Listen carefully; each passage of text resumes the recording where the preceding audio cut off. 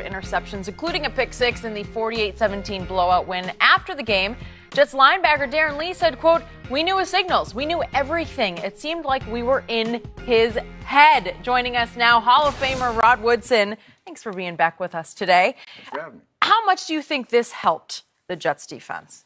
Well, first of all, Darren Lee, you have his signals. You don't know if you might play these guys again. You don't tell the world you have the signals. Why do these guys in the all sports think that they have to say everything that runs through their head? Come on. Now, if you have the signals, it's a lot easier to play. It is a lot easier to play when you have the signals. But you think about it, I'm watching the one interception when he got the pick six. Right. It was a double follow. Right. All right. The linebacker didn't go with the first shallow crosser. Right.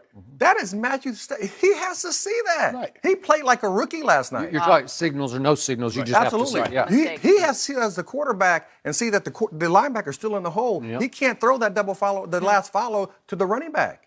He has to go to the shallow cross. So it's like when you're watching him play, You have to you're explain going, that to him. They run two slants. You're trying to get the linebacker to take the first crossing route. Yep. It's the same thing that happened to Tom Brady in the Super Bowl. They tried to get Alfred to go. Alfred didn't bite, and Tom hit him, and he hits him in the chest for the pick six. And all of a sudden, he's going the other way. Yeah, exactly. So it's the little things when you're looking at a guy who's been in the league for a long time saying, how do you not see that? Yeah. Right. You're talking about Sam Darnold, who's on the other side, who's a rookie, who threw that one interception. You're like, oh, my God, why would you throw that ball? But then the rest of the game, he looked like a vet. Yeah. His maturity on the field showed where you're looking at Stafford, you're going, man, you have to grow. When are you going to grow up? And you've had 7 years for over 4,000 yards and all that. But in that game, in that moment, those type of plays like that was going to kill your football team. Okay, so you played a lot of high-level Pro Football Hall of Fame football for a lot of really good teams. How often in games did you know other team signals? How often did it benefit you?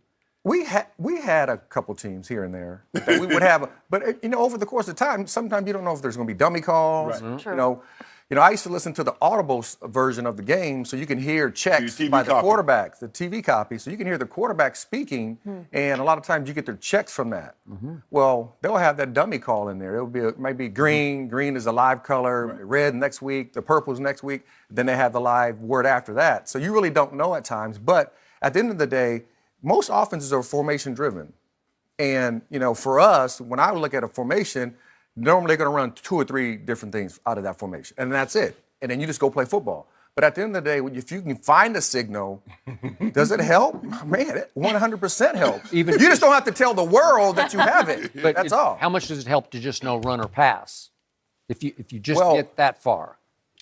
I mean, for the linebackers, it really helps. For the corners and the safeties, it really doesn't matter unless you're in the box safety. The linebackers, they're going to see it like, we had a rabbit and sky call. So rabbit would be when the offensive lineman hands were completely had all their weight on the front of their fingers. You can see the white coming on the front of the fingers. That's a run. Huh. So this rabbit, alert, rabbit. Huh. And then when their hands like this and it's barely touching the ground, that's sky. That's a pass coming. Now, do you know what the combination? Not really, but you have the formation. So in your mind, you're going to dwindle it down to a couple things that they can do. How often did you get fooled thinking rabbit and it was sky? Oh, that happened. I got caught at the line of scrimmage a couple times, like, rabbit, and I'm running up into field, especially when I was playing safety, and play action pass, and they go right over our heads. So that can't happen. And especially now where they let the tackles now, they let them stay in an up stance and run block. Yeah. So you meet also, just like defensive, I'm looking at the linebacker and I'm looking at the stance. Oh, he coming. Or if he's square, he's probably going to take me man to man. Skip, it's a whole lot easier. You spend all your time trying to get the whatever detail it is to let you know what this defense is going to be in. And if I can pick up anything, okay, he's staggered. I mean, we played one year. We played a linebacker. He would stagger his stance, which means he was coming, but the safety was going to rock and what we call rock and roll. He was going to rotate back to the middle of the field. Okay, well now okay. Now I know who got me. Now the back is going on the inside is going to take me. Makes my job a lot easier. But Skip, If I know these signals, if I know what Vegas, if I know what Reno, I know what Red China, I know what that was, Woody, too. If I know what that is, you better believe my job's going to be easier. So the Jets are making the distinction between we weren't cheating, we were studying, we prepared for this, so it's not cheating. Where do you draw the line? There's no line because, if you're watching the All-22 and you're watching the end zone view, they're giving signals, especially if they're in the speed package. Right. They're speaking, they're talking, they're giving signals, and you're taking those signals, you're writing them down. We did it all the time when I was with the Raiders last 3 years. Okay. So we would go through that the whole time. We would go through the ones that came up over and over and over. The one that came up once, you don't talk about that. Right. But the one that showed up week 1, week 3, week 5, week 7, week 8, we talked about those because if they showed those again, more than likely that was going to happen again. The same type of play, be it, if it's a this, which means slant. Okay, so who's to watch that?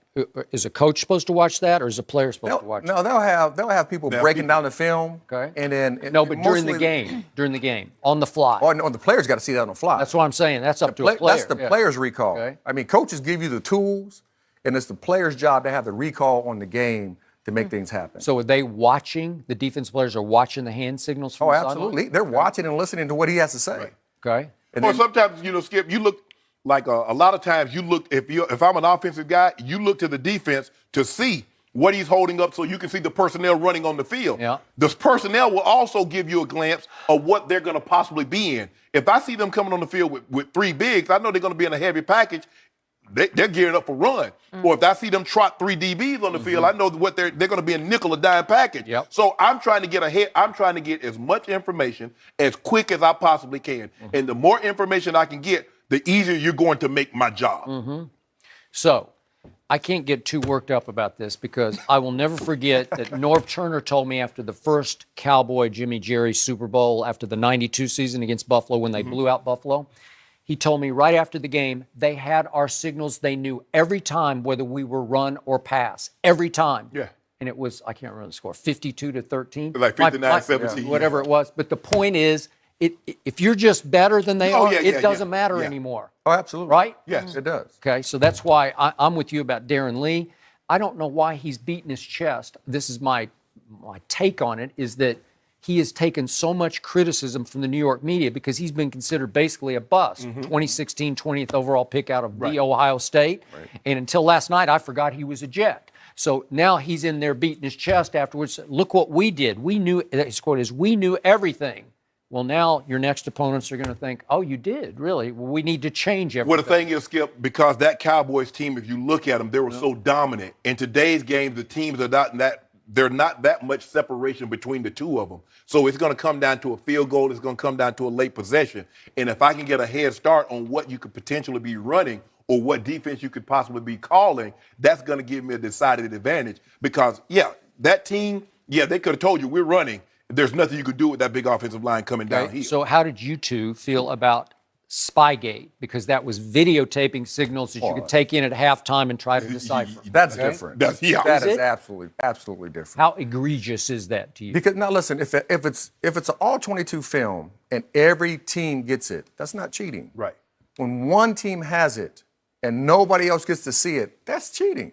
Right. So that's the problem with Spygate. And I think that's the problem everybody had with it. And when Roger Goodell sends the memo out, he says if anybody is taping defensive signals from the sideline, stop it immediately. You can tape signals from an elevated perch as if you're taping for the game. If they wanted to tape the signals from the high elevated perch like they're watching the game, so be it. I'm not sure what the difference in that is. But it's Skip, it's like if I say, Skip, you can fish on this side of the pond, but not on that side, I'm telling you what you can and can't do, what's acceptable. Well, just think about it. Think about it, Skip. You think that you have all your team on the sideline. Right. But you have one person designated to film the one person that's giving the signals. Right. And normally you're going to have 1 or 2 people giving signals on the opposite side. You know who they are. Right. It happens every week. And again, you have time at halftime to go in and try to break it down to figure it out. So that's the problem they had with it. And they were even told not to do it with the memo and still did it. Yeah. Right. Well, and that's where they got our Eric Mangini called, because he came up under Belichick, and he called him the week of their game and said, hey, I know you've done it to others, but please don't do it to me. That thing you do. Because I know. Yes. And he said, Bill. His words were, Bill, that thing you do, just don't do it to me. To me. And Coach Belichick said, you know what? Yeah, you know what? And then Eric basically said after the game, Right. back to you. It's kind of like Rod and I, we do some seedy business. Yeah. Rod, and I get all of a sudden, I say, you know what, Rod, I'm going to go to straight and narrow. I got me a bank now. I'm doing good, Rod. And I know you steal. I know you hitting banks. Just don't hit your boy. I say, forget you. I'm coming to see you at 1 o'clock. Hey, there's a robbery going Hey, you got to happen get to 1 o'clock. Coach Mangini had no choice, Skip. All you had to do is just not do it to him, and this thing would have continued to go. Yep. Think about that, Skip, because he's not stopping it now. There are very few people that will stop a habit, especially if they think it's benefiting them. They're not stopping that. All he had to do was say, you know what, Coach, you're right. I'm not going to do you. I'm just going to keep it going. It's been a lot of things that, you think about Belichick. He started in Cleveland. We used to play him. I used to know some of those coaches on his staff. Yeah. He used to do things there, I'll just say it that way, Yeah. that were against the rule. Right. Yeah. So it's in his system. It's who he is. Yeah. It's innate in him. But everybody's trying to find a competitive advantage somehow, some way. All coaches. Yes. Every single coach in the National Football League is trying to find signals. And think about the offense. 3 technique, okay? They're in the over front, under front. That linebacker lines up over here. They know that blitz is coming. Right. It's automatic. They just know it because they only show so many looks. Football is a simple game. Just not easy to play at a high level on a consistent basis. That's all. That's it. All right, well, Rod, you're going to stick around a bit because we're going to talk about if it's time to panic in terms of John Gruden and the Raiders. We'll discuss and get your take as well next.